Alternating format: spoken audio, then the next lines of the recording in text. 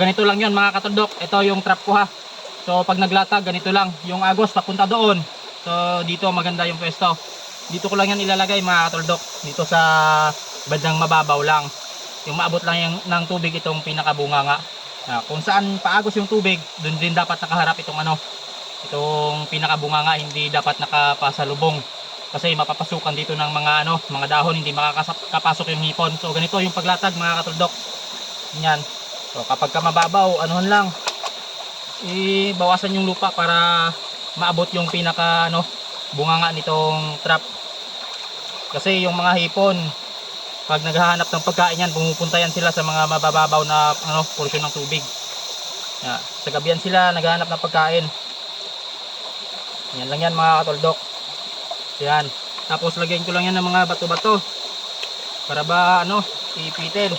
Siyempre itatali ko yan dito sa sa baging para pag bumaha hindi siya maanod.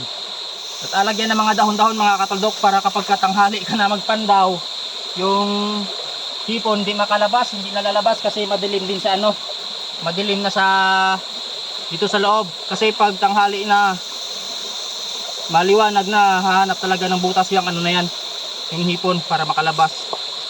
So, ganyan lang yan mga katuldok. Lagyan ng bato. Yan. Yan, okay na ito mga katuldok. So bukas papandawin ko ito. Tingnan kung may may laman na. So ganyan lang mga katuldok, maglatag ng trap. Ayos na yan. Sana nakatulong. Maraming salamat.